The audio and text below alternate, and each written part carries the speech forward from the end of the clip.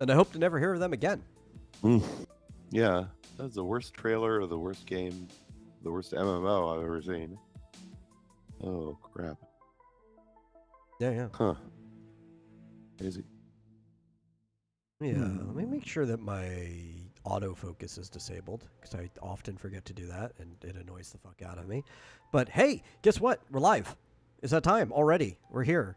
Welcome to Game Central Junction, everyone. As always, I am your host, The Metal, and joining me is my co-host, Marsupial Gamer, and we're here to talk about games. So strap in, invite some friends, go share that link out, and if you find yourself really enjoying your time here, feel free to give a donation to streamlabs.com/vomitorium live. Really helps us out.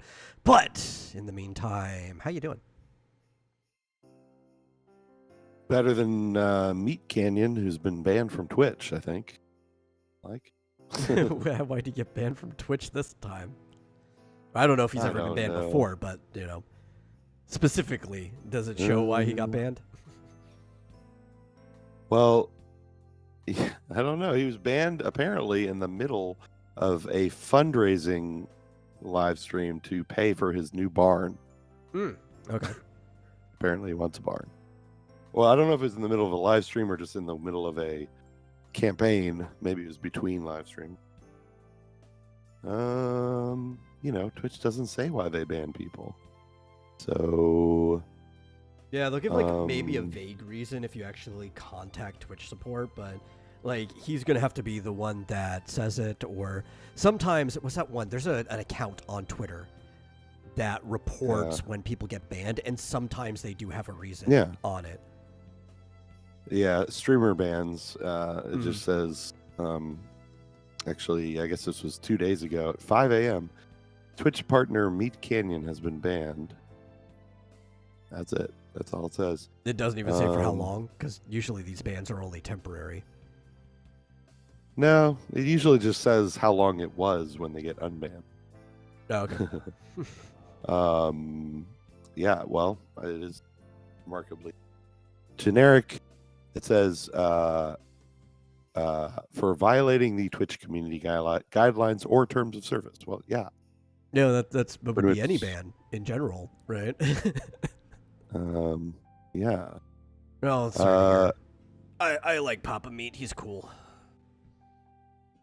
I guess ban may have been a response to one of Meat Canyon's producers showing his nipples on December 16th, and it also may have included some copyrighted music. That's so weird. Okay, a guy took his shirt off? Well, okay, so technically, guys aren't allowed to be shirtless on Twitch either. It is in the terms of service. It's just the vast majority of the time, no one gets punished for it, but it's one of those things that you could use to, target punish somebody if you wanted to. But, they allow, hot tub streams, the guy has to wear a shirt? Yeah, like a, what's it called? Like a tank top or something like a spaghetti strap almost, but technically. Now, again, 99% of the time, no one ever gets punished for that. But apparently, when they first added those rules, unless they've retracted them since then, it was in the terms of service that guys aren't allowed to be shirtless on it either. See, that's just, that's some nonsense. Because, there's nothing wrong with saying women can't show nipple, but men can, because they're different. Yeah. They're trying to be equal or whatever. It's I guess. I don't know. I just remember seeing it in the terms of service, and everybody was talking about it when that happened.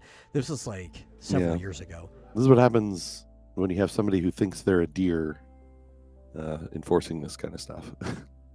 I don't even think, are they still around? I don't even think she's still around. Yeah.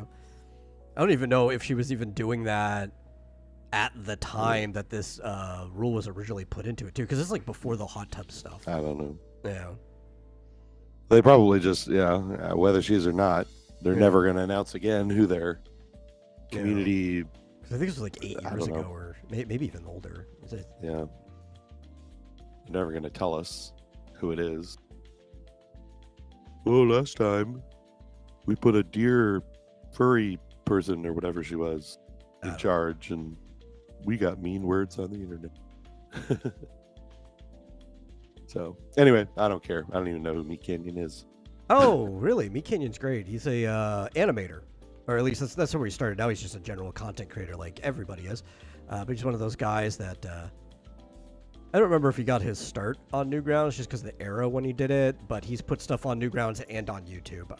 He's kind of just a general internet animator, and he does podcasts and other types of content creation.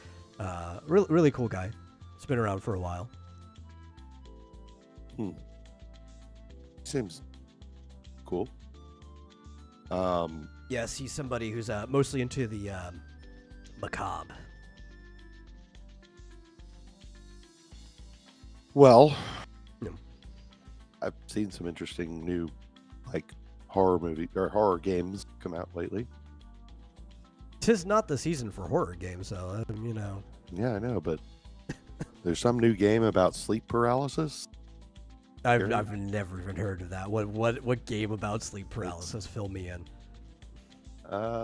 It is called Dream Cage, and it doesn't really look.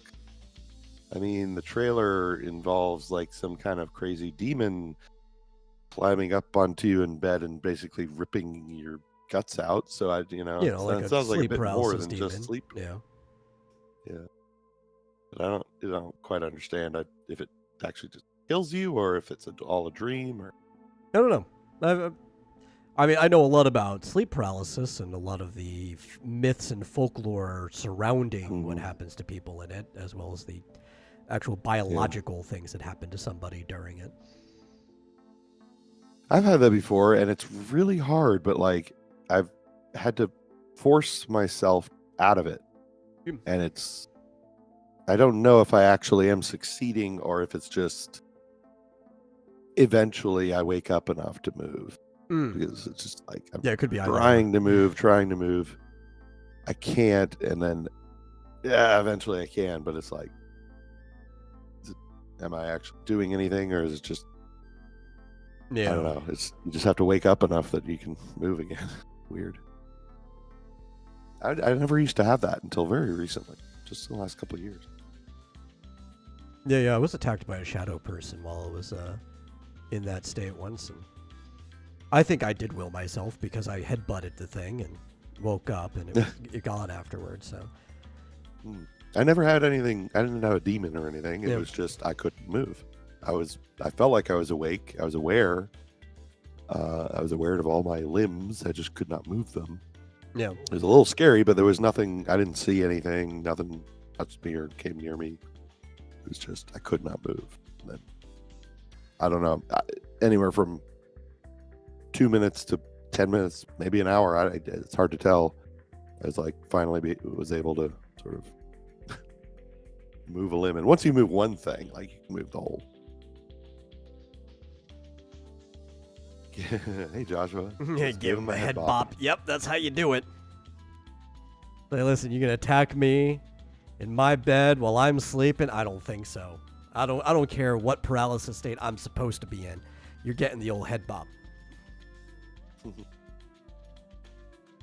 No chat. There is a chat. I see the chat. Yeah. Jojo's having a problem. I don't know. I don't think it's sleep paralysis is common. Like I said, I never had it until sometime in my mid-40s. So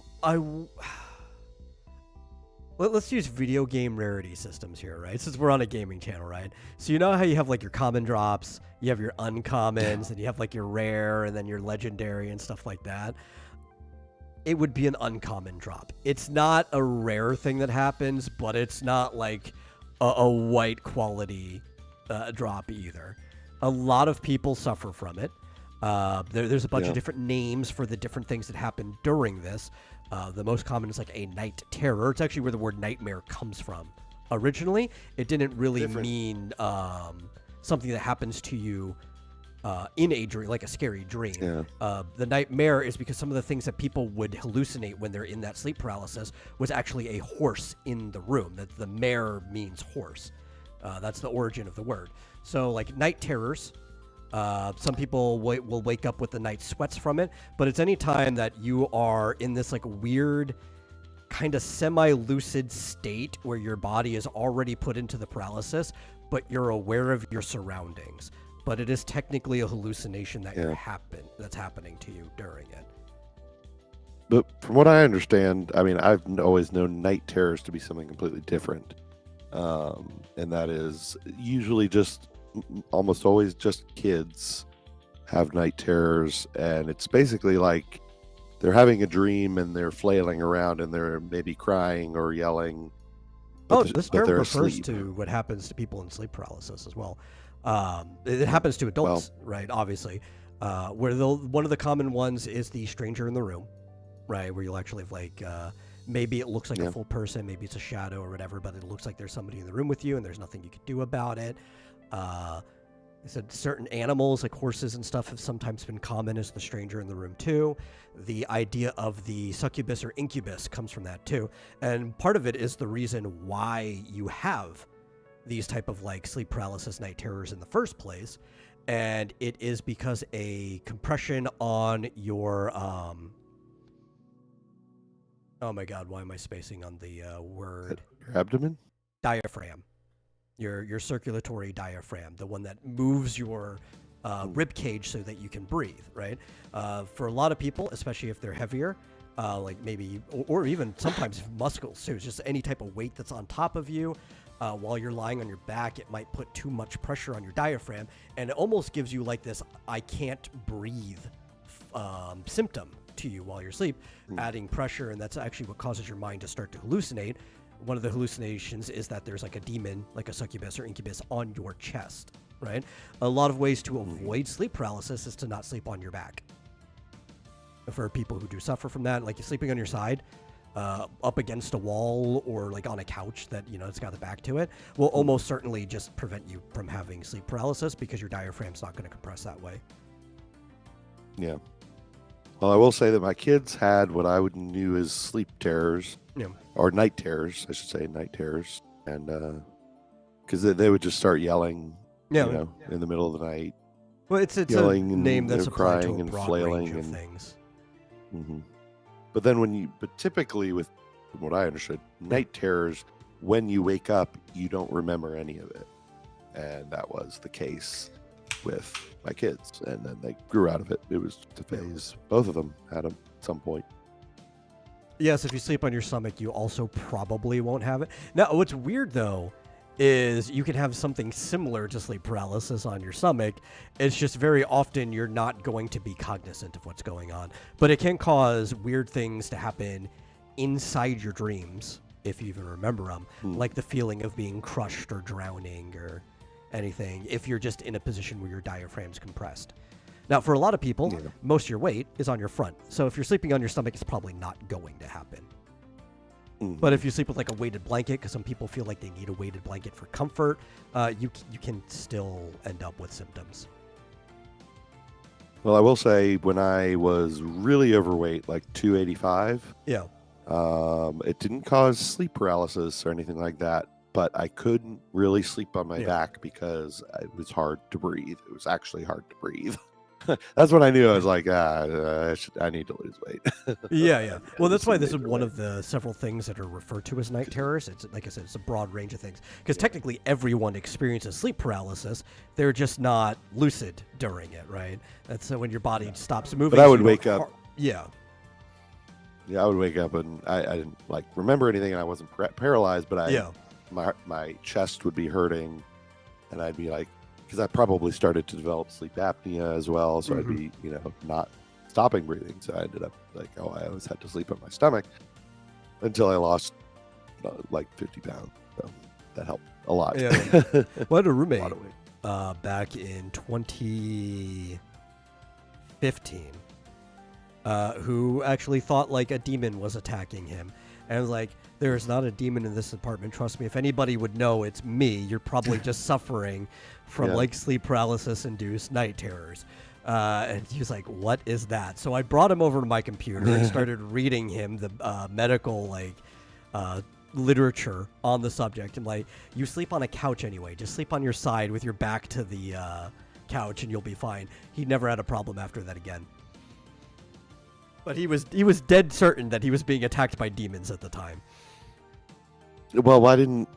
Yeah, I see. I would have just assumed, well, you must be the demon, and you're just throwing me off the scent here. Yeah. Or something. Yeah. But anyway, Yeah. Dream Cage. Check it out. Was my point. So. Yeah, but the important part is that you can wake up sweating. And if my former co-host Chris were here, he would be very upset that I said that. It's an in-joke, nobody will get it, but for the legacy, I have to say it. Yeah. Well, I usually only wake up sweating if I'm getting over a fever. Yeah. I'll wake up. What if you ate a lot of cold meat sweat. beforehand? A lot of meat? You wake up with the meat sweats. No, I get the meat sweats before I go to bed. I don't know. So you've been playing a lot of Infinity Nikki, right? Yeah, well, which we did already Maybe talk less. about it, but you've played a little bit more since then. I played some more. I'm still at the very beginning, but I basically finished the content that for the launch version of the game. Yeah, I saw that Fitzjosa. I don't know. We don't I know. can't help you with that. Sorry. Other than I don't know, sell it on Craigslist. You don't need to be phone verified on Craigslist, but you probably need to meet in person. Or no, I mean you can't ship it to people, but you're gonna have to contact somebody. So you're probably gonna need at least a voice over IP phone or something where you can communicate to get the address and sell to somebody. I've actually, so the question is, how do you sell stuff online without verifying your identity? I mean, the problem is you'd have to have a lot of trust for somebody that you don't know. But I have looked into that actually for potential venture that the best you can, I mean, other than, you can, if you're an individual, Craigslist or something like that, but for a business, best you can do is maybe a couple layers, a holding company, and Don't know how to access Craigslist? You just go to Craigslist. Google it. Yeah, how are you going to get the money? You're going to have to go like PayPal or Venmo or something, And you can make a stipulation. It's like, after you send me the money, I'll ship it. But that means they're going to have some trust on you in that regard. Mm-hmm. Or crypto, if you can get them to send you crypto to a buyer beware. Wallet. Yeah. Anyway, enough of that. Infinity Nikki apparently has had some problems with their servers. I've noticed. Yeah, specifically, I guess something about the Timeless Echo collection, which is a new outfit. Mm-hmm. Let's see. There was a problem when they released that, along with some. I guess they've already released some new stuff, and there's been multiple problems. And basically, just like all the other gacha games, they're just like giving away stuff. They're giving away. I've gotten tons of 100 diamonds here and tons of free currency because of that. Though I feel like for apologies. Those are just recognizable issues. They need to just work on their servers in general, because I'll have like a streamless or seamless gameplay be fine, right? The opposite to streamless, because they're streaming. A seamless gameplay, and then I don't know, it'll hit like peak time of the day or something, and then it'll just start disconnecting me or trying to reconnect every few minutes or so. I'm just like, I know that more people downloaded this game than you probably thought they were, and you're suffering from success here, but please, for the love of God, upgrade your servers or something. Yeah.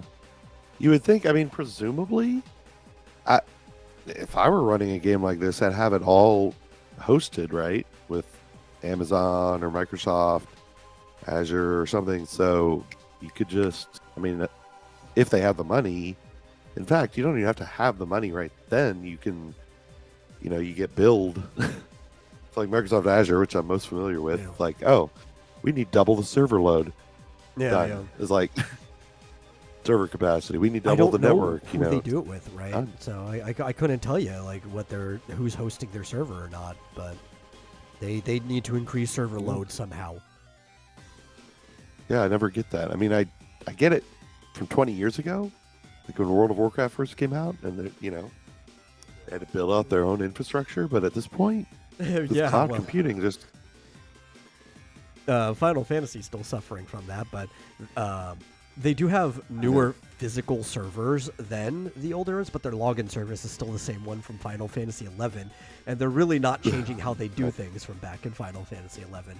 So all of their servers are actual physical data centers that they have to upgrade manually with Final Fantasy 14. that they own. Yeah, They there's don't their have it hosted. own physical data centers that they do maintenance on themselves. I mean, Microsoft has. They are physical somewhere, but they're like co-located with replication and. Well, these are like super data centers though, so it's like most of the actual servers on there, as you know, they're basically virtual machines. So if you need to increase it or even open up another server on the same network, you just like, we just make another virtual server for it. But some people like Blizzard, I think, still does it the old way. In Final Fantasy 14, it's like they can't do that really. Like if they want to change anything, they have to go in and actually physically change their normal size server units. Yeah. But like, you can have dedicated machines. You can basically have, I don't know if it's even a VM at that point. Yeah. But if it is, that you can have it on a dedicated, physical, or depending on your needs, I think you can get a whole physical rack of, blades. Yeah. However you want. If you're going to spend millions and millions, I'm sure they'd be happy to do whatever custom stuff you want. But I don't know. But I guess it's nice that they're, giving away free stuff to people to apologize. Yeah, actually, like the way they're doing their banners, because it's very different from a lot of games. Usually expect after one banner ends, where you have like, they had 2 5-star banners for outfits at the same time. But usually when that banner cycle ends, immediately afterwards it's going to start another 5-star banner that's going to last just as long. We're like, no, for the next 10 days, it's going to be 2 4-star banners. It's actually going to be really easy to get the outfits from here, as long as you either pay or grind the mats that you need for it. And after 10 days, if you don't have both of them, doesn't matter. Then we'll go to the next thing. So it's cool how they're being kind of flexible with their banner system. I find it fun, especially since most things aren't necessary. Like, they might slightly change your experience in the game, but you don't need anything off of the gacha to play Infinity Nikki, which, if you weren't around last Thursday when I talked about it, if you've got a machine that can play Infinity Nikki, go play Infinity Nikki. It's a very fun game. Yeah. I got it on my phone. It's pretty good on the phone, and actually I just installed it on this machine. And we've got it on the PlayStation, and it all syncs up, and I could just pick up where I left off, no matter where. The only thing I hate is that it's a live service game. Like, I like the gacha stuff, and there are certain things that only a live service game can do, but also at the same time, the whole adventure is functionally just a single-player adventure game. It's like, man, if I wasn't connected to a live service, if I wasn't forced to be online at all times, my experience with the core part of the game would probably be better, right? Yeah. But it's a trade-off. Yep. Well, like I said, I played a little bit. It's so addictive because I'm like, oh, there's shiny stuff over there, and I go and get a bunch of shiny stuff, and then oh wait, I need to go finish up the quest I was on. Wait, there's shiny stuff over there. Oh, there's a star. Oh, and then I discovered the place where you can sell all of that for money. Like, oh, I need to every daffodil I pluck is worth more. Yeah. Like the realm of escalation, but you have to have stamina for that one. Yeah. And every animal you come across, you can pet. I pet a bird Yeah, or you two. can groom crows. You can groom almost anything. I groomed a giant bird, like a pigeon the size of a house. Mm-hmm. Yeah. Oh, I haven't seen that yet. Yeah, you will eventually. Mm-hmm. Well, Mike Walters dropped by to say hi. Hello, hello. Yes, I heard the story of the Martian Tigermen and Metal's resulting racism against them.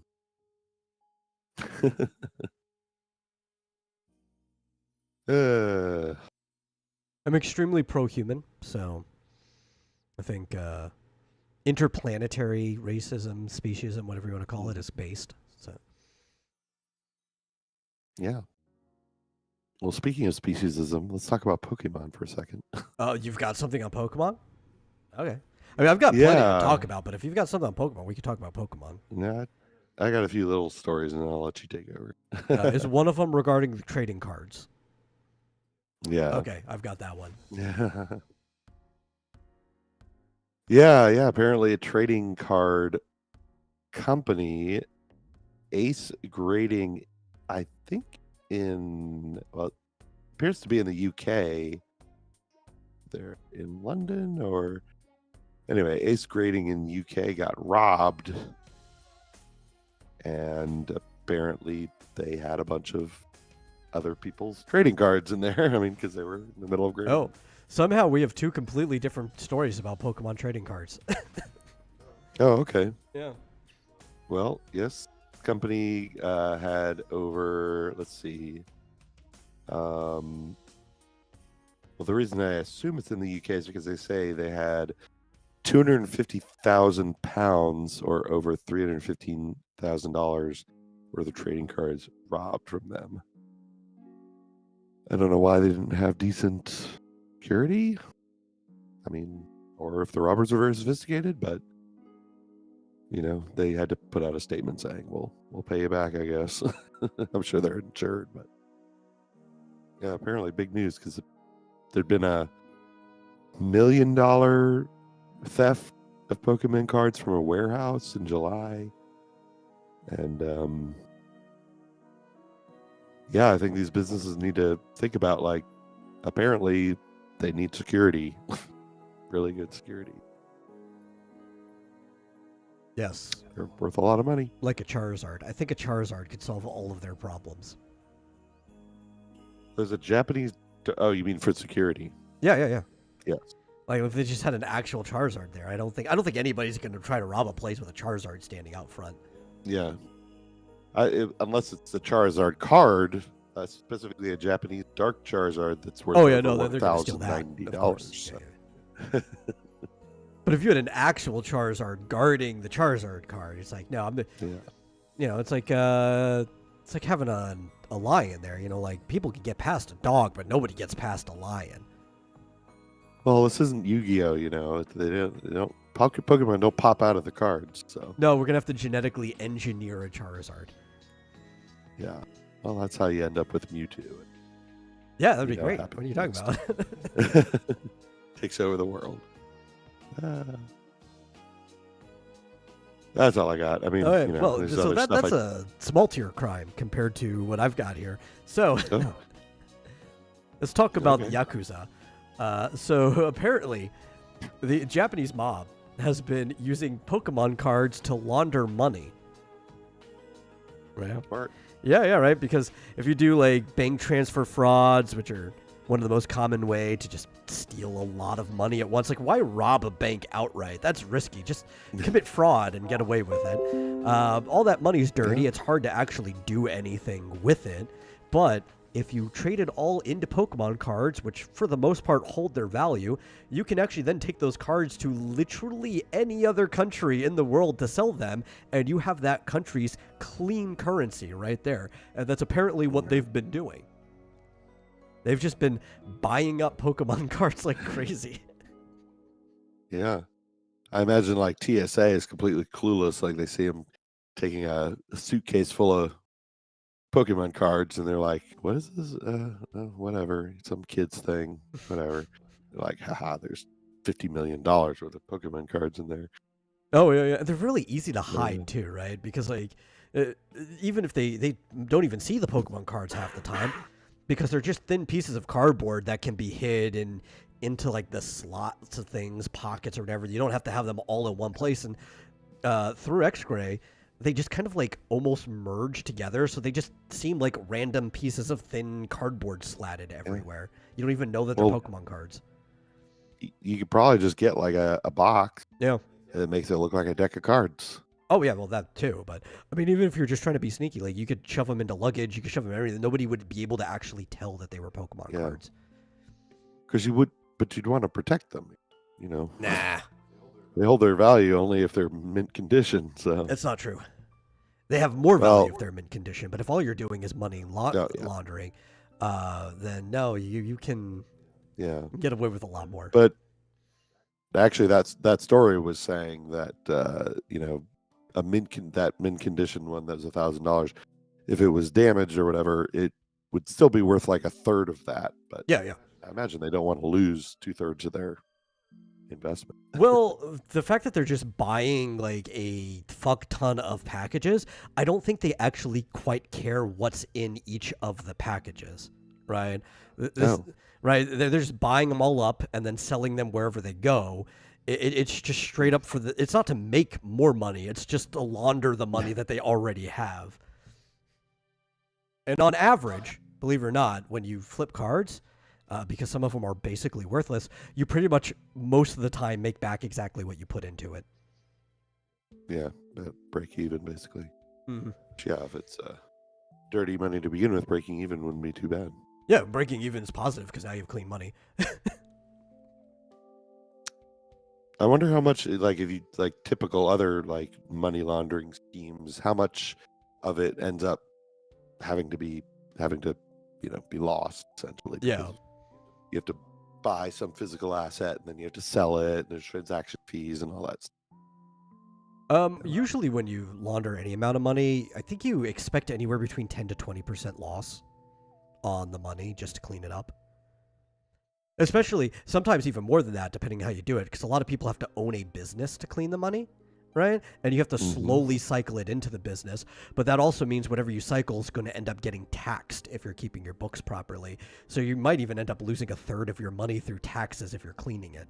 Yeah, if you're paying your taxes.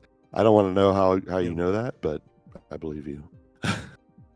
Doesn't everybody know this?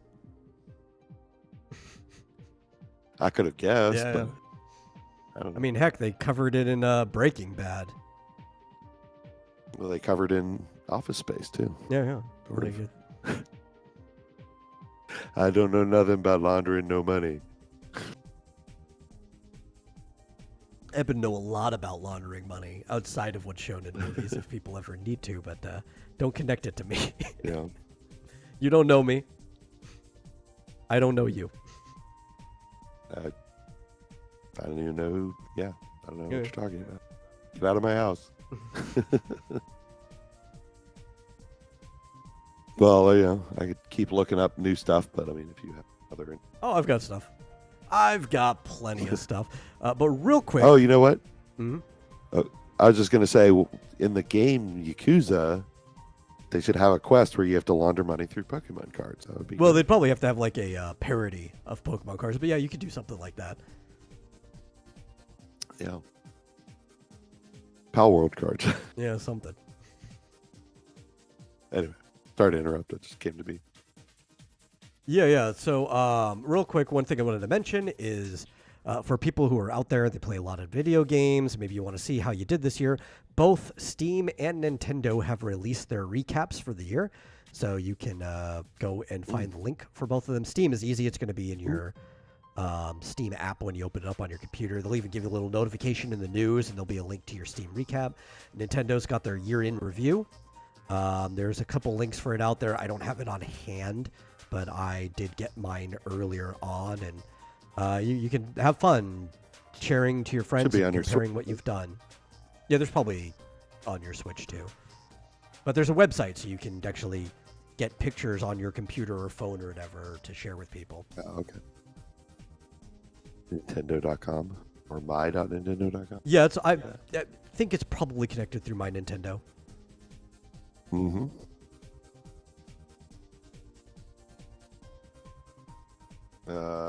Steam. Well, they've had winter sales going on, and I'm like really tempted because like all of the Saga games. It feels like on their sale. fall sales just rolled right into their winter sales. I didn't even notice the I know. sales stop. I mean, when is Firewatch, is that? Oh, that's that one where you're like in a campground and you just have like a radio and yeah, that's 90% off. You can get it for $2. Dolores, I don't know what that is exactly. Yeah, Tornado Cholo has showed up and said, "Hello guys, how with your recap?"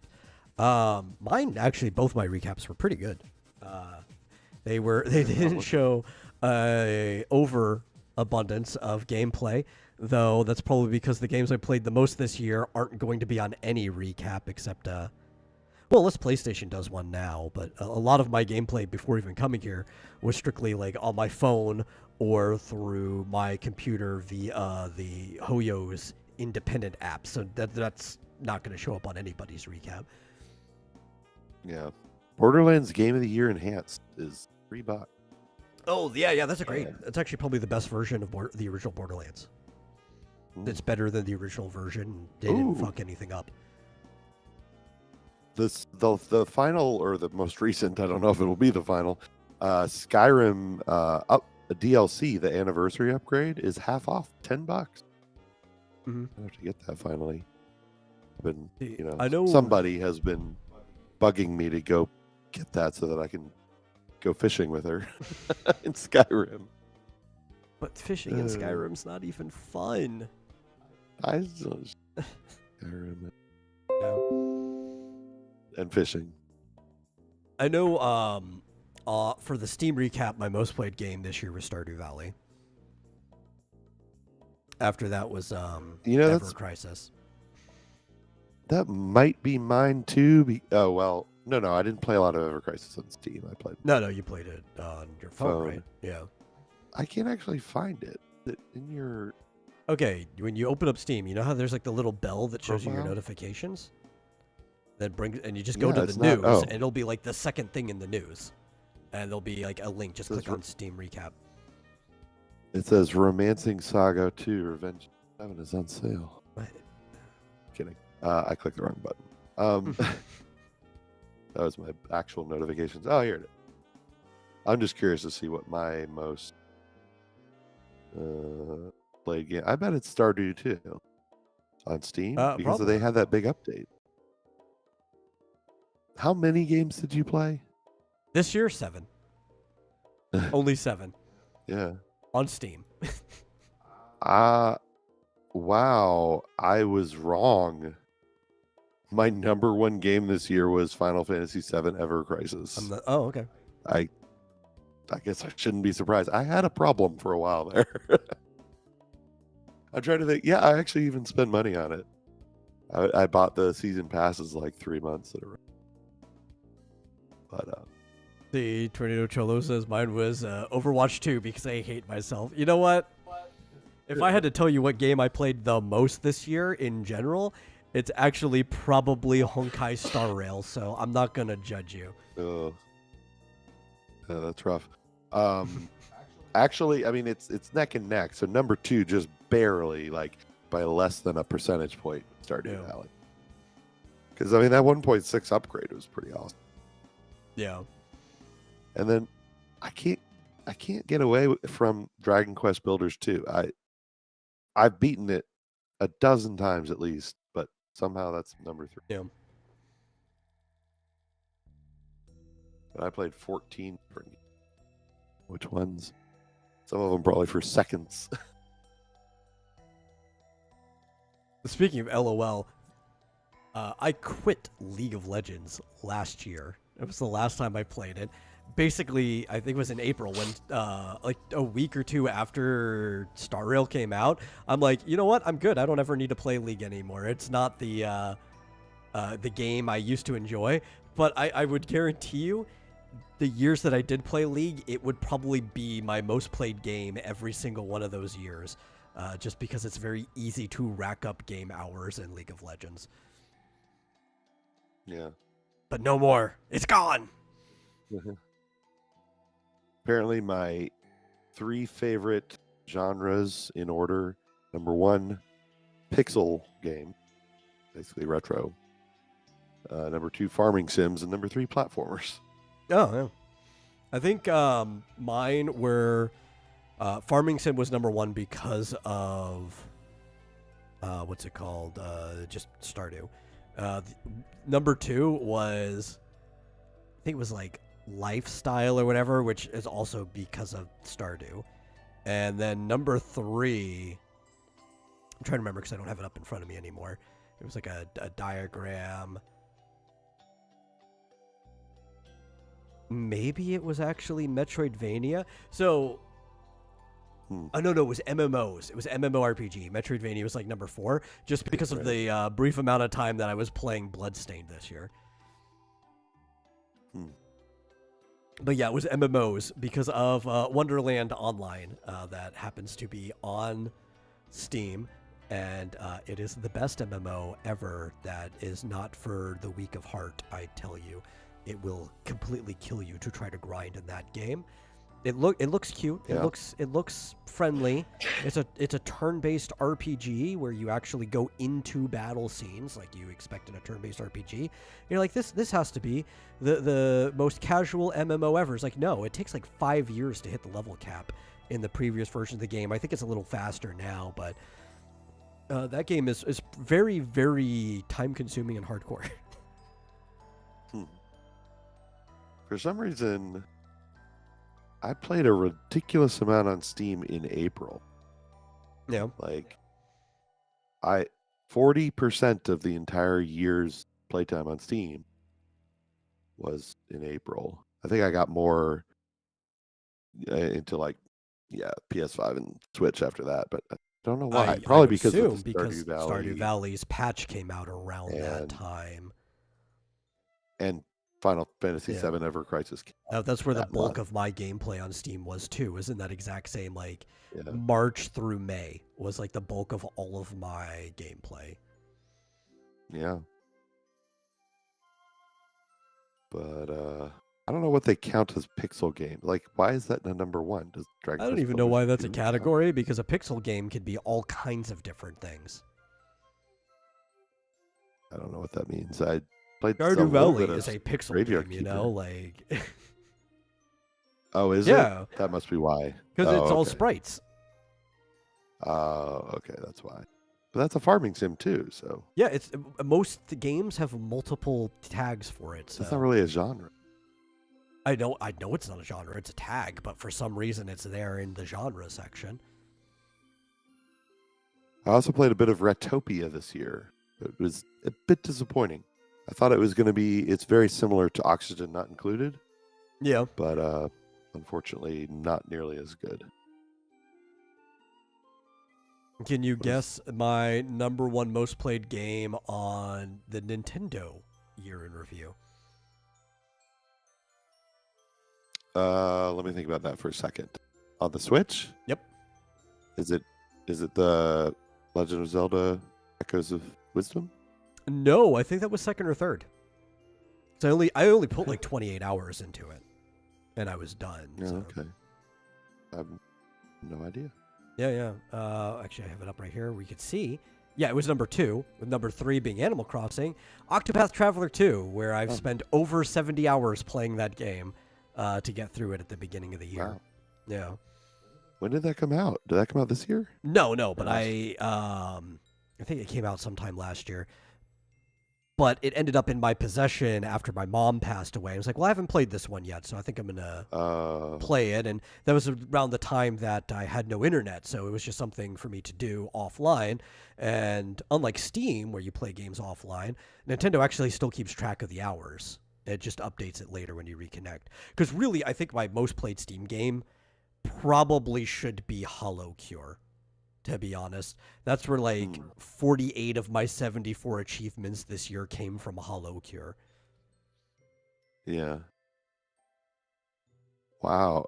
So my sister-in-law shared her Steam report or whatever it's called. Yeah. Apparently she's addicted to a game called Plate Up. Never heard of it. I hadn't either. It's apparently a co-op game that she's gotten 19 achievements for. Huh. It looks like sort of a what do they call it? A uncooked or a overcooked, whatever the games are. I don't know. Looks like something about running a restaurant. Oh, okay. Sounds like a girly game. I mean, it depends, right? There could be a lot of restaurant management games that are fun and not necessarily girly. Though, I mean, it can be girly and still fun, but there could be ones that are more about like, I'm just kidding. The business end of things. And it just depends how they executed it. Yeah. And apparently you can play it with a controller. Yeah. Yeah.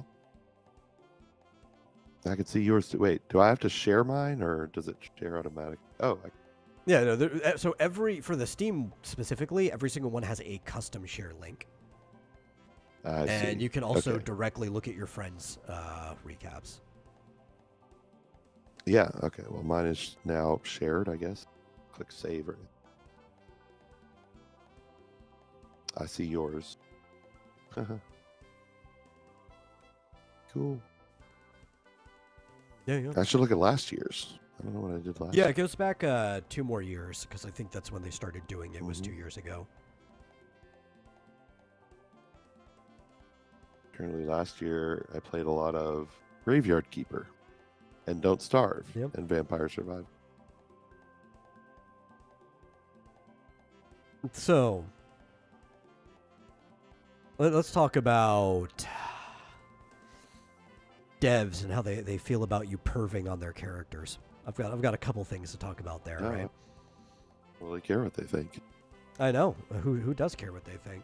But we've got 2 different things to talk about in that regard. One of them, Final Fantasy VII Rebirth director Naoki Hamaguchi has asked players not to use weird mods when the game comes to PC, specifically lewd mods for the characters.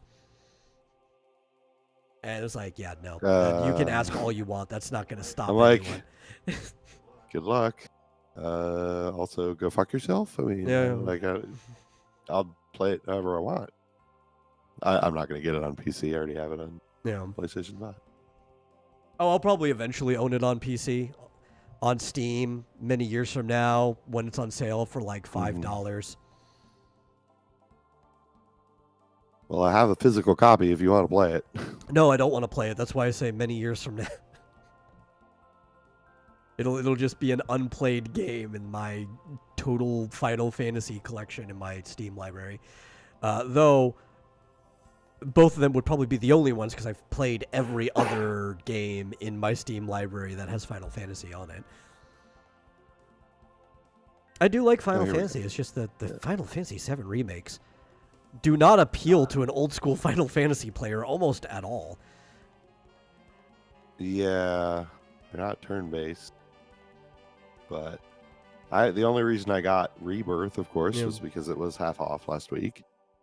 So I wasn't going to buy it for anywhere near full price. Yeah. And the story's more cinematic. But at the same time, the storytelling is worse than it was in the original version of Final Fantasy VII. I'm like, if I want to actually appreciate the story of Final Fantasy VII, I'll go play it. Or, actually, in this case, Ever Crisis is the easiest way because it just skips you straight through the story without the stuff in between. But it tells it in the exact same way that the original game told it. But, like, why do I want that? Well, that's all if you just want to enjoy the story itself. But, like, I do think these games are bigger than their story. They're more fun than just going through their story. So, yeah, I'd rather just play the game. Yeah, yeah. Well, I played the demo, which is still available, and I actually enjoyed it. I enjoyed the demo of Rebirth more than I enjoyed the first. I don't know how much I even played. I need to go back and do it, but first chunk of remake that I did play. Yeah. Still have that, but for some reason, Rebirth's gameplay was, I thought, pretty fun. Better than the first attempt. Yeah. Well, maybe I would be more likely to play through it, even though I don't think the gameplay is all that good. If I could mod it and just have like Aerith and Tifa in their bikinis Yeah. the entire time, like that would probably get me to play it more. I mean, that's not bad. Like, could be worse. I'm sure there's plenty of people who are gonna. Oh yeah, no. That's the most I'd Definitely. ever do. I don't like the idea of like characters just running around naked in video completely games while I'm naked, playing yeah. them, unless it's for like comedic purpose, like Metal Gear Solid, I think it's 2, or like Raiden's running around naked inside the base, and you have to avoid getting caught. Like Yeah. that's funny. He's like holding his hand over his crotch the entire time. Yeah, I don't see the point in that. Like, I've played like Skyrim and stuff with mods. Obviously, Yeah. obviously, like Stardew, I'm like a mod expert. But like to enhance the gameplay, like Yeah. to make the little things easier or faster. I want to get a Skyrim mod that lets you just carry unlimited weight. There must Oh, be it just one. removes the encumbered system. Yeah, I hate that. Just want to be able to carry as much stuff as I want. Mm. I need basically the magic pouch from the adventure or the Legend of Zelda, right? I did have a mod for 15 where you can basically replace the entire boy band, the main party, with the different main girl characters that show up in the game. So you can run around as a hotter group of people if you wanted to. But I think that's the only thing I Yeah. ever did to mod that game. Well, do you want to guess my top 3 games on Nintendo on the Switch? Your top 3 games on Nintendo? Let's see. Yeah. Animal Crossing is going to be one of them. Correct. That's number 1. Let me think. Oh, you may not have been here for the game that I really had a problem with this year. Probably not. Story of Seasons, Pioneers of Olive okay. Town. Yeah, but we talked Played about 95 hours. that. Yeah. Real problem. And then Echoes. No, okay. Yeah, that makes sense. But I tend to play a lot more just different games just for like a few minutes at a time. Like Yars Rising, I need to get back to, but I haven't played very much of it. Yeah. It's because I've apparently played 33 different games. 33. For an average of 10 hours each. So, yeah. How many games have And I that's played with this the year? 3 that I played a total of like 230 hours. I only played 11 games on Switch this year. Yeah. For 129 hours, but only 11. Mm-hmm. Says I played the most in November. I think that was probably Echoes of Wisdom. Mm-hmm. You think? Maybe. Fischoso asks, are there Skyrim mods that add in a better story? Which Tornado Cholo did respond to him saying, yes, there are a few conversation mods, new maps, and quests. I mean, that is also going to vary on how much, what you think a better story is. Though, in my opinion, the story in side quests or the story in Skyrim is so weak, almost anything would be a better story. But I don't know how many of them necessarily do. There was a, I think it was called Skywind, where they were basically trying to remake all of Morrowind in the Skyrim engine. I don't know if that ever ended up being finished. Was it called that, or was it Morrowind? It was some combination of the two names. Mm-hmm. I don't know if that ever got finished, but it was going to be a massive mod overhaul that basically just let you play Morrowind in Skyrim. Of course, that's such a big overhaul. I wouldn't be surprised if like Skyrim stops being a game by the time it's done. Like they actually come out with the next Elder Scrolls by then. Yeah. Man, played a lot of weird, all kinds of weird games, but and I'll tell you, I didn't play any Animal Crossing all the way up until October.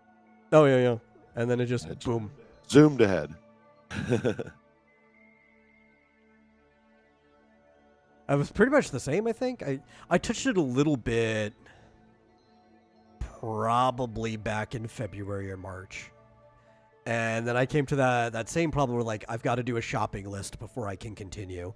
And then I put it down until we started playing recently. And I finally did my shopping list and finished everything I needed to be able to play the game. But I haven't really been on it that much very lately.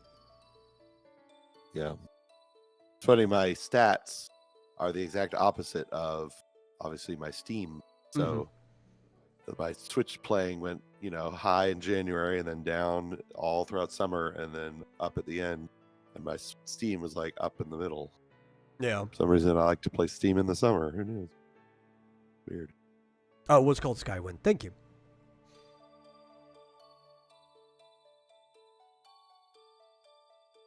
Yep. Yeah. You can't, I don't know how to share this. I don't know if you can. The other bit, which I don't actually have a story up, or no, I do. I did find something to remind me of it. But it was something I personally experienced. So, Zenless Zone Zero had a big patch yesterday. And I played through the entirety of the... Oh, no, 2 days ago. I played through the entirety of the main content of the patch that day. And then I finished the side story stuff yesterday. And in the patch, they decided they were going to do this really, really bizarre thing. I don't know why they would even think this to be necessary. But if you tried to tilt the camera up to look up like skirts or anything like that, whether the character has a skirt or not doesn't matter. It's like there could be a person whose butt is basically always on display. If you tilt it up at that angle, the characters start to fade until they disappear altogether and they are like not there anymore. This was widely thought as a very bad idea and was complained about by almost everyone in the community that plays the game. So literally a day later, they hotfixed it. They didn't completely undo the change. They found what they considered a happy medium. So they do start to fade, but the maximum that they fade to is about 50% opacity. So you can still see them there. You're just seeing through them to like the sky or whatever you're looking at on the other side. It's like they forgot who the target demographic of their game is. I mean, were people just mad because I would have thought they would have just done it just to not obscure your view when if you wanted to look at the sky. I would not be surprised if someone at Hoyo genuinely thought that the reason people are looking up is to look at the sky and not at the asses of the very sexy characters that they made. Okay. Yeah. And you think that's not the case? No, I'm saying I wouldn't be surprised if that was actually the case. Oh. But many people were mad as if they were trying to actually censor it, and that could be, but like, I don't know. The Hoyo guys are nerds, like in general. They are very, very, very nerdy people. It would not shock me if somebody actually thought, like, well, what if they want to look at the beautiful sky we made? Yeah. Joseph says the target demo is just perverts, but the AKA adolescent boys. I mean, all of them. I wouldn't say what is it? Because this is a higher age rating than young adults. Most of the other Hoyo games. Yeah. So how did they? I'll have to see, because I saw you demonstrate how when you look up, your character gradually fades out. Yeah. You'll have to show me what it does now. It's amazing that they changed it so quickly. But, they were afraid of losing their player base. Yeah. On what was considered for a lot of people the relaunch patch of the game because of how many changes they made in general, a lot of which I'm not happy with myself, because I think they are removing some of the uniqueness to their game, the stuff that makes it different from their competitions and even their other games, Yeah, you're just to saying that. please the wider crowd. Mm-hmm. Like it's very, very similar now in some aspects to what Genshin Impact. Yeah, so one of the big things is over time they've been slowly kind of just getting rid of the TV system outside of like the roguelike mode. And recently they did say that they were going to add it into where you could still do things with the TV system. But I played through the whole story and there wasn't even an option to use them in the main story so far. So I don't know if that's coming next patch or not. Even though I think they said it was supposed to be this one. And I wouldn't be surprised if it's, oh no, you can do it when you replay the levels and not in the initial part. It's like, well, what's the point of having the option if I can't do it during the initial part? There should really just be a toggle in the menu that you can pick as a player if they're going to do both options. But the TV system is one of the things that actually makes it unique to all of its competition. It's actually a really cool system. I have no idea why people are complaining. By getting rid of stuff like that, you are actually making your target demo just the people that are into the characters for whatever reason they are. Even though it has like some legitimately cool and interesting gameplay to it. And they also recently made it to where the decibel system, which is kind of like a combo system, you'd be racking up a score, sort of, that could hit a peak. And when it hits the peak, you get an ultimate that you can use. One character can use it, and it drains the decibel, and you start back over, right? They made it to where instead of having a group decibel score, every character has one. So now it's individual ults, so everyone's building up separately. Okay. And one that's kind of somewhat destroyed the balance of the game so far. They're probably going to have to inflate some HP to make up for that. And things just shred like nothing now. But it also takes some of the uniqueness away because the decision-making necessary in combat has been lowered. A lot of people complain, it's like, it seems like only my damage dealer gets to ult. It's like, if you think only your damage dealer's ever ulting, you're probably not that good at the game. You could probably save some time sometimes if your stunner ults instead, and you just get straight into like the burst phase. Or if your support ults, it's just... but it used to make you think about what you were going to do if you were playing the game right. Now you don't. It's just going to be like hardcore rotations similar to like Genshin Impact or their direct competitor, Wuthering Waves. Yeah. I don't really understand the system. How that's different. So the TV system, it's almost like a board game, right? So for certain forms of exploration, or actually most of the exploration in the missions of the game, there would be a field that shows up. It looks almost like a game board with a bunch of TVs on it, and you would travel through the TVs, and there'd be different events and different puzzles and stuff that you do. Yeah. And apparently there was a sizable chunk of the player base that did not like that, like, at all. At first they were saying there's too much TV, and then they lowered it, and then they were saying there's too much TV, and they lowered it, and then they were honest and came out right and said, it's like, no, we just don't want to do TV pretty much at all outside of Hollow Zero. Which they also, counter to the fact that people said that the TV belonged in Hollow Zero, just made a new alternative Hollow Zero that doesn't have TVs in it at all, and it's more like the roguelike from HSR. I was like, why do people hate the thing that actually make this game unique? And it's a good system. They put a lot of work into the system. I think it's fun. Yeah. It's funny, they come out with these new games that have a lot of differences, and then they just gradually make them all the same. Yeah. As they realize, oh, that's why they did it the right way. That's why they did it the other way at the other game, because it's the way that works. And they're just like, it becomes kind of homogenized. Yeah, I don't know. It's why we can't have nice things. And it's I don't know. Anytime you try to apply or appeal to the broadest demographic, you end up not really appealing to anyone. You're just watering down your thing so enough people like it. Yeah. Well, that's. But, hey, at least you can stare. Well, you could have stared at Bernice's ass anyway. Her miniskirt was so short that the original camera tilt problem wasn't going to change that. But, I mean, you could stare at character asses.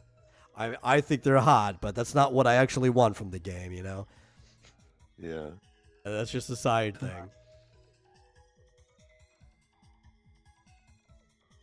Oh, well. They also added a Well, hangout you're there for the gameplay. system too, where you can run around hanging, actually on foot, hanging out with your characters that you've gotten. It's like, that's cool, I guess. But the issue is you take away the TVs, and everything gets boring in between the story. Like, the story is good. It's been getting better. It's been ramping up. The storytelling has been getting worse because, for the most part, in between the fights and the dialogue, you're just running through empty areas, and it's boring, and you lose engagement, right? While with at least during the TV sections, you were engaged the entire time, and with puzzles and other things to do, as they have not substantially replaced the TV system. You're just running around in environments you're going to see in other parts of the game anyway. Yeah. I don't know, quintuple the number of fights. That might solve the problem. You just have to play more Infinity Nikki. Well, you've already played through that. Oh, dude. So far, Infinity Nikki, it stomps on like every Hoyo game I've played. Like, they just know what they're doing more. Good.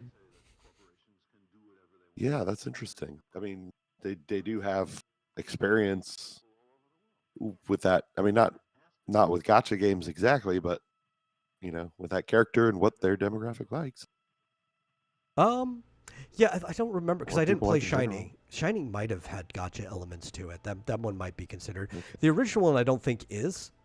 I think it's just microtransactions. But they've been working with the character for a while now, for like over a decade. It's just, I mean, I guess they've probably all been gacha games, just not open world MMO type or open world gacha.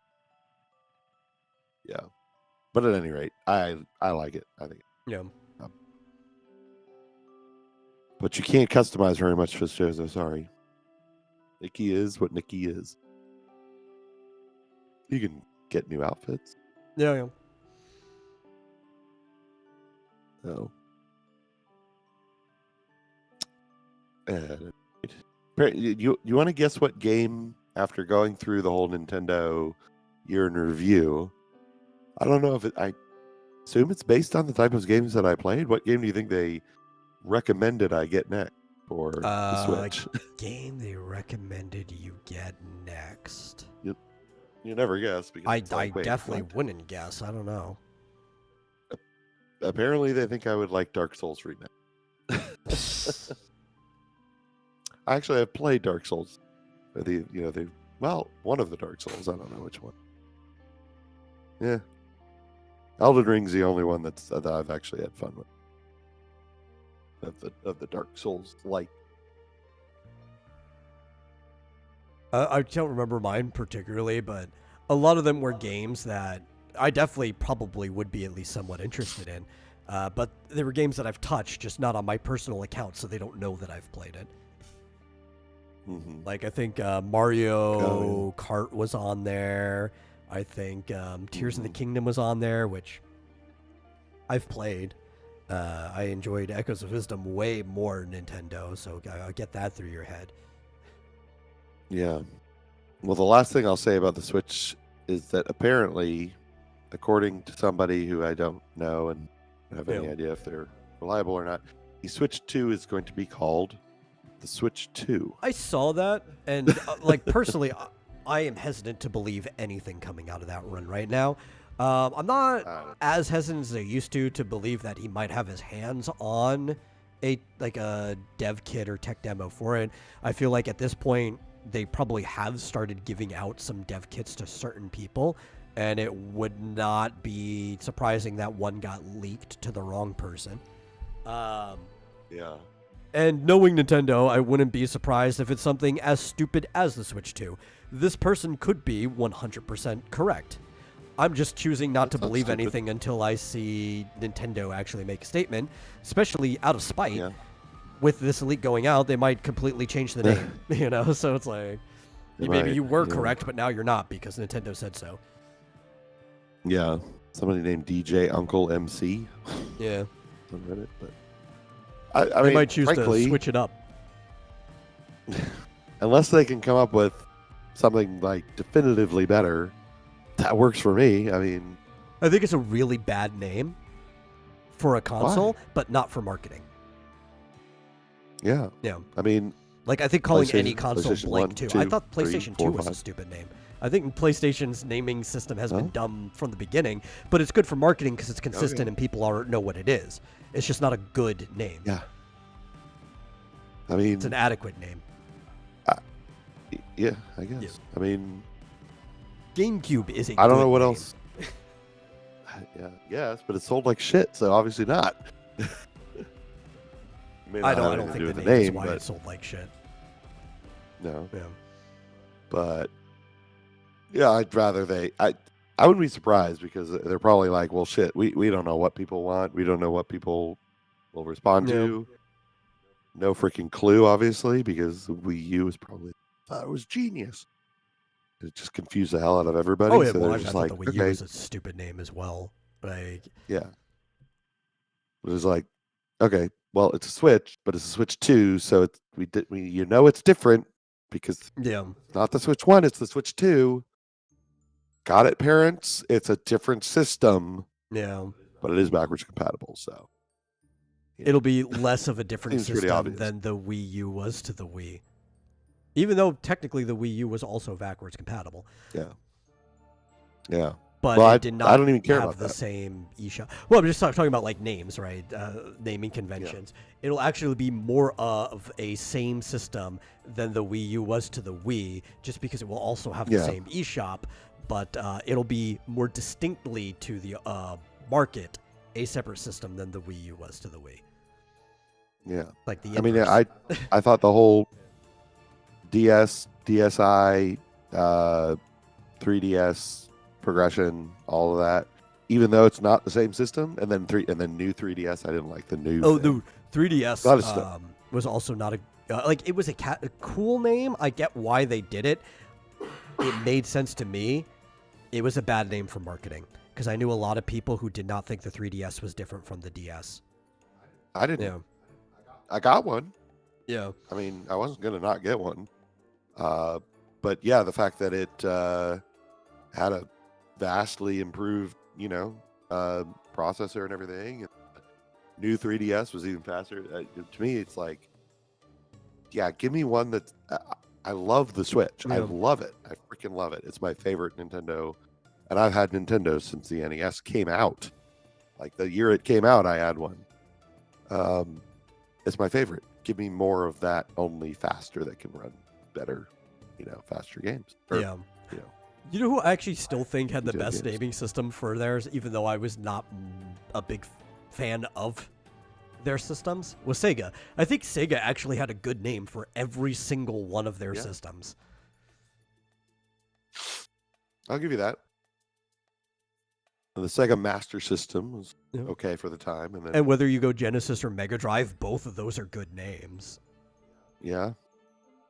And Saturn. what was after that? The is Saturn. Fine. Yeah, it's a pretty good And name. then, And then Dreamcast. then they kind of like they got crazy with the Saturn. They're like the 32X was like an add-on, right? Yeah. And then there was the disc Sega The Sega Disc disc system. system Yeah. for the Saturn. It's like, okay, give up on the freaking Saturn. Come out with something But then new. the And by Dreamcast time is a they great did it, name. It was like, Right. yeah. It was just an unfortunate time. They were too ahead of time, right? They were beyond what people should have been doing. They sunk too much cost and they couldn't compete. I mean, unfortunately, the PlayStation 2 came out during that, and Yeah. it is very retrospect- possibly going to be the second most popular console of all time. If the Switch passes it. So it did in the U.S. alone. Oh. Yeah, that was one of the things to bring up. The Nintendo Switch has already passed up the PlayStation 2 in just North America. Nice. I don't think I don't think it's a hot take. Yeah, Jaguar's a great name. Say that. That's why there's a car company. Can you that's say got that the same name? Yeah. Tornado Cello? Tornado Cello says, hot take, I think Atari Jaguar was a good name. That was a great name. Yeah. I love Jaguar. This is a great name. It was a great system, except I think it had, I don't remember if it had any decent games. And Yeah. was it not backlit? I seem to remember the screen was very dark or washed out, but it was colored. There's a lot of good names for like handhelds around that generation. Game Gear is a great name. Right. I think the only one that's kind of iffy is TurboGrafx. Like, it's half of a good name, right? Your general. That wasn't handheld, was it? There was a handheld talking about- TurboGrafx. Okay. Yeah. I only know of the TurboGrafx 16. Yeah. It's a console. But TurboGrafx, that's actually just more of a brand than anything, right? That'd be like saying Sega at that point. It's a half a good name for a brand. Where it's like people who are already in that type of space would probably think it's a cool name, but maybe trying to sell it to an outsider, like somebody getting into gaming, you're like, I don't know about that. Vectrex. What about the ZX Spectrum? That was a PC. Horrible name.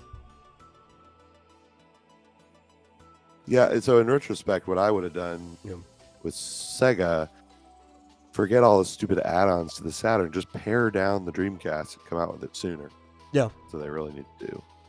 Like, don't make it so advanced that it's too expensive, and then come out with it sooner. Totally.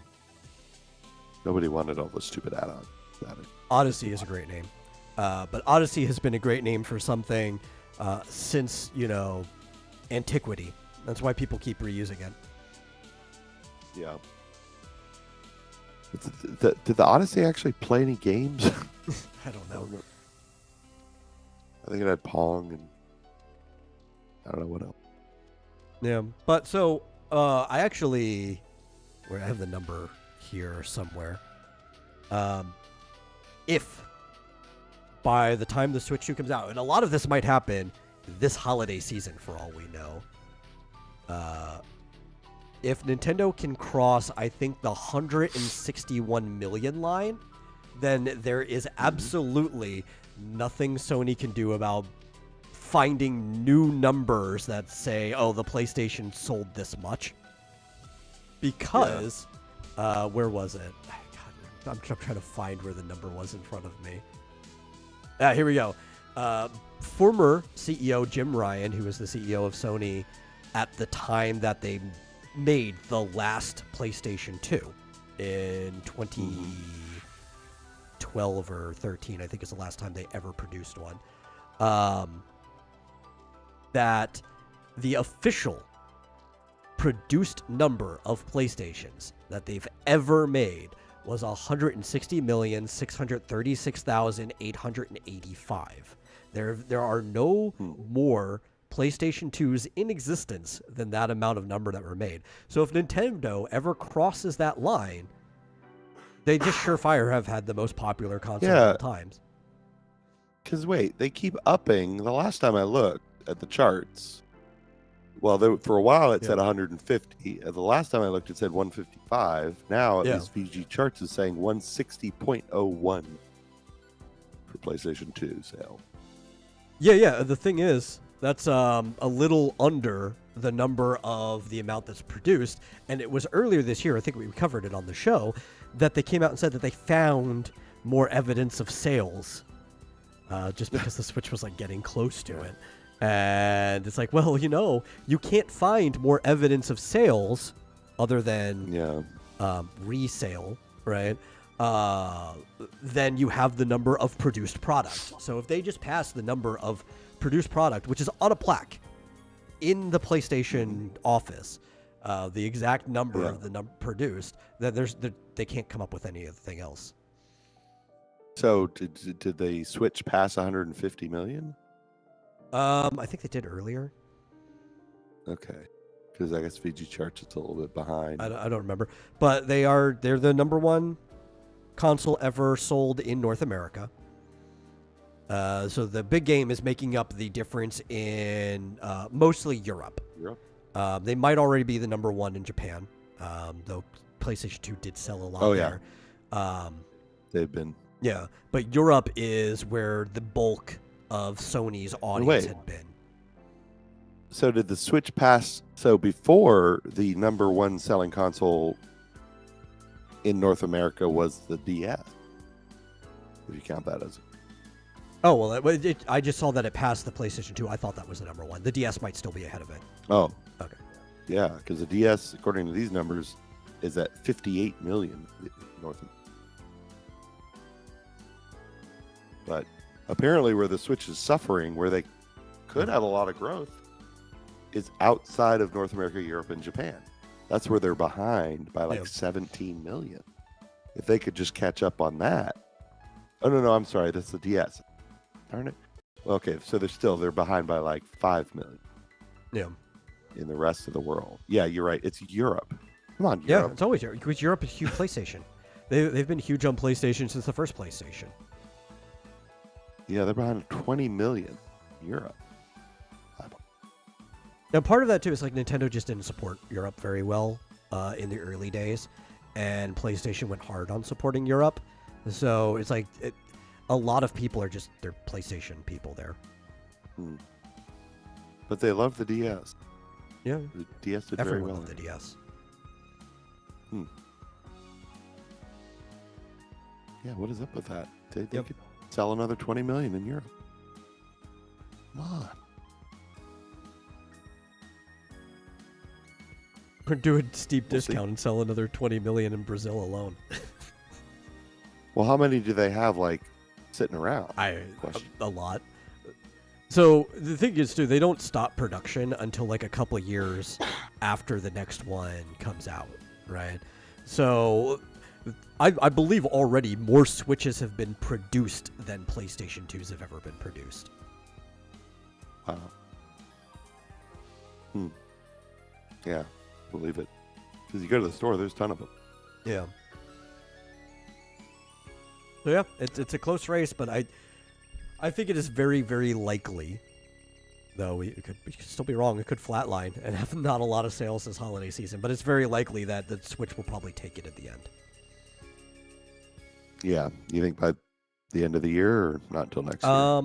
I think it might get close by the end of the year. It'll be either this holiday season or probably around Easter time, one of the two. Especially because there's usually a lot of big games that come out around Easter as well. So we'll see. Yeah, well, I'm waiting for Fantasy Life I or whatever it's called. My next big Switch game I'm excited about. Well, actually, no, Dragon Quest 1 and 2, I guess. Yeah. It's in a single cartridge or whatever, right? Yeah. Just like on the Game Boy Color. I had that on the Game Boy Color. They weren't really remakes. They were like one-to-one ports. Yeah.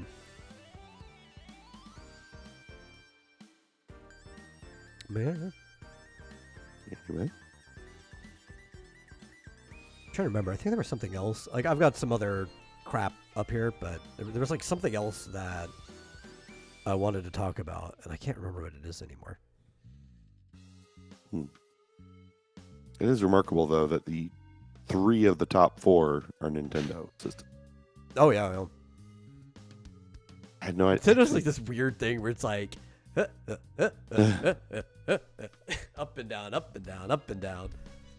Like, What? we'll have the 64, then the GameCube, then the Wii, then the Wii U, then the Switch. Yeah. Well, the Game Boy is number 4. I didn't Yeah. realize they sold 119 million Game Boys. Jesus. Crazy. And then the Game Boy Advance did okay. It didn't do Right. bad, but it did No. okay. And then the DS happened and it killed it, right? Like, and then the 3DS did okay. Yeah. It's like it kind of just does that for some reason. It's just how Nintendo. Yeah. Well, the 3DS sold 75 million. That's pretty good. Yeah. That's still I don't doing even better see than Game Boy the Advance. PlayStation 5 is.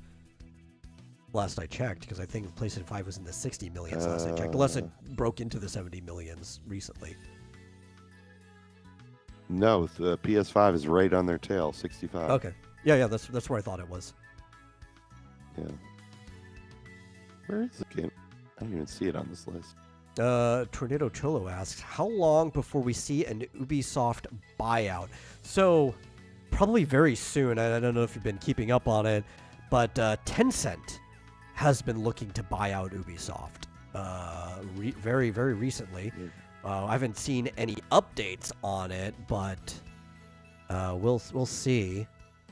I think, especially if Shadows does really bad, I think the buyout just goes through. Yeah. Oh, that made me think of another buyout story, but we'll talk about that on Monday. Yeah, well, I mean, we could. Actually, it's applicable to both shows, but I think we started talking about it on the other one, so we should probably do the follow-up on the other show. Yeah? Yeah. Okay. I think that's the show we started. I don't even remember, actually. I think so. Yeah.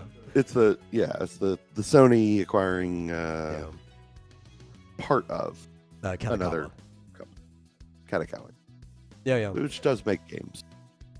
Yeah, they own From the Souls and Ring and stuff. Yep. Oh yeah.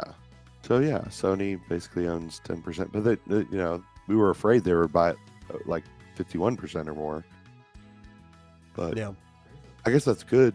Maybe they'll have more money to make more Elden Ring games or something. We'll see. I hope it doesn't go to their heads and they start to make shitty AAA games that are terrible. Well, as long as Miyazaki is still there, they're probably fine. But I don't know. I'm not super into their games anyway. Like I said, balanced around multiplayer from the start, Elden Ring appeals to me more than the original Elden Ring does. So we'll see. Really? Yeah. Well, I've played a lot of the other games and they're okay. They just don't do much for me. But the experience of like actually having to communicate with other people and navigate this world, especially if like knowing them, they'll probably make it functional single player with AI. I would bet like you'd have to have like 2 companions with you the whole time, which will probably give you an average experience. That's how you should do it, right? You don't want them to be as good as the best players, but you don't want them to be as bad as the worst players either, right? But just the whole idea of it's different experience when the whole game is balanced around multiplayer in the first place. So it's not like I'm just playing another Souls game again for the 5th or 6th time now. Like that excites me more than just like, oh, it's Souls, but it's open world. Right. Yeah. Bring back Metal Wolf Chaos, damn it.